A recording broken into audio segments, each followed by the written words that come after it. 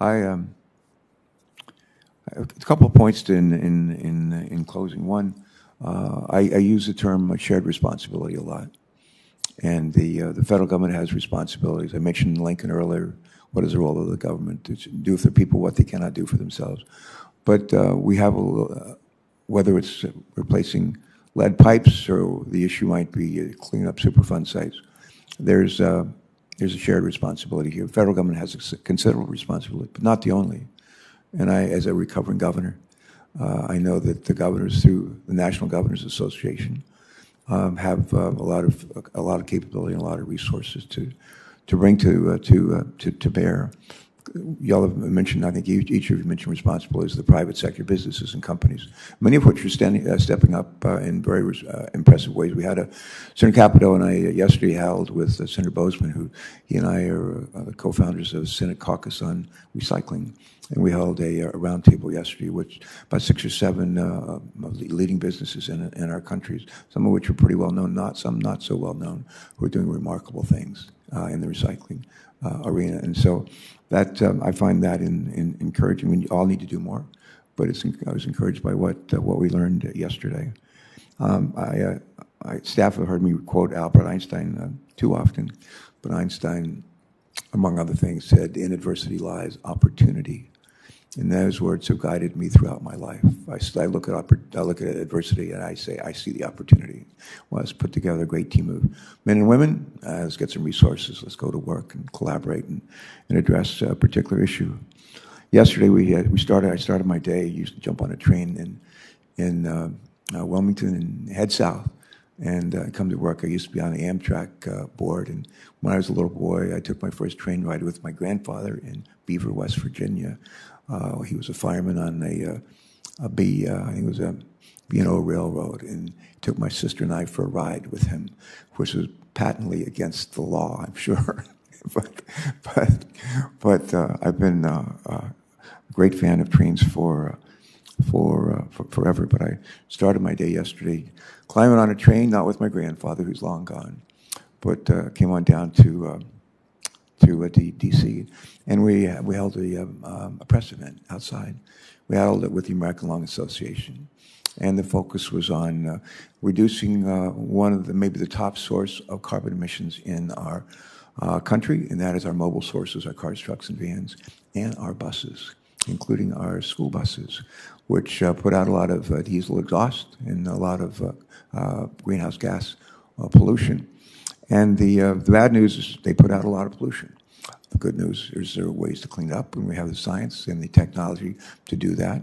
And in the bipartisan infrastructure bill that is passed the Senate by about a 2-to-1 margin, we're going to push a lot of resources toward replacing school buses and electrifying the school buses, electrifying regular buses, transit buses, and even electrifying some ferries in different parts around the country. And in doing that, we're going to improve air quality. We're going to address climate change, and we're going to put a ton of people to work and jobs that need to be done and can be done. One of you mentioned challenges, I think, mentioned drinking water, and one of you also said no challenge is greater than climate change, and I certainly agree.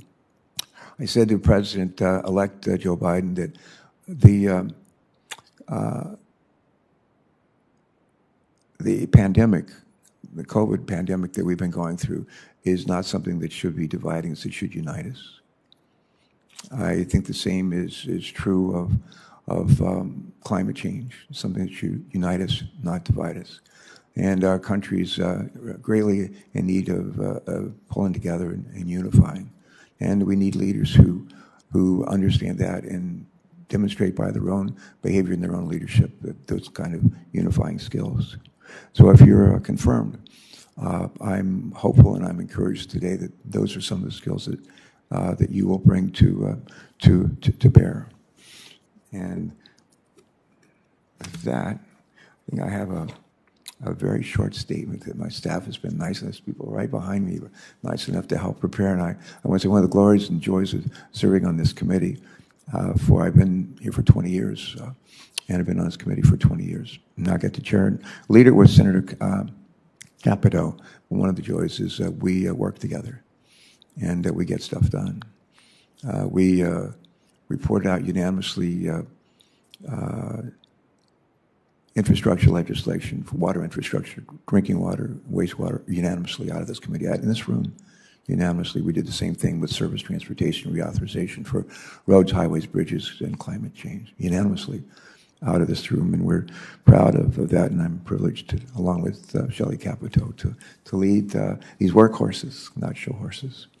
But in closing, let me just say, Ms. Howe, Mr. Ullman, Mr. Waterhouse, thank you for joining us today.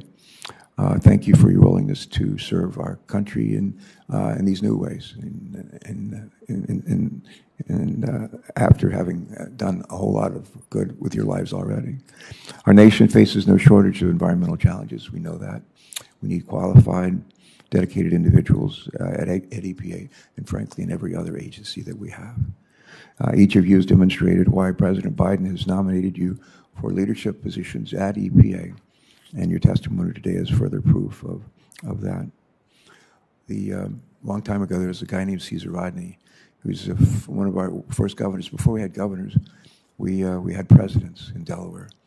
And a couple of days before July 4th, he rode his horse all the way from Dover, Delaware, to Philadelphia, and in order to cast a tie-breaking vote in favor of the Declaration of Independence.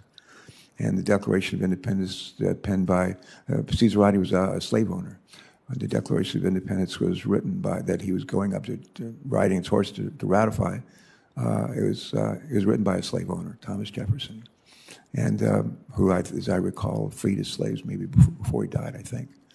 But reading through the Declaration of Independence, one of the words that I find most compelling and most memorable are these: life, liberty, and the pursuit of happiness. Life, liberty, and the pursuit of happiness. It's hard to have life, liberty, and pursuit of happiness if we don't have clean air, clean water, and just a safe environment in which to live, to raise our families. Tough to have that. And so this is, not many people think, they read the Declaration of Independence and say, oh, that's where EPA fits in. Well, it does. There it does. It's a message and a lesson that's been, gosh, it's to almost how many years old? 245 or so. And so you're part of the, your agency will be part of the structure, the fabric of our country, our country's history. So good luck as we go forward. We look forward to working to try to get you confirmed. And I think we've made a good start. You've made a good start today. And I want to thank our colleagues who joined us in person and remotely. And look forward to seeing my colleagues. I look forward to seeing all of you again later, like next week, when we're back in session. Thank you very much, and God bless this. Hearing is adjourned.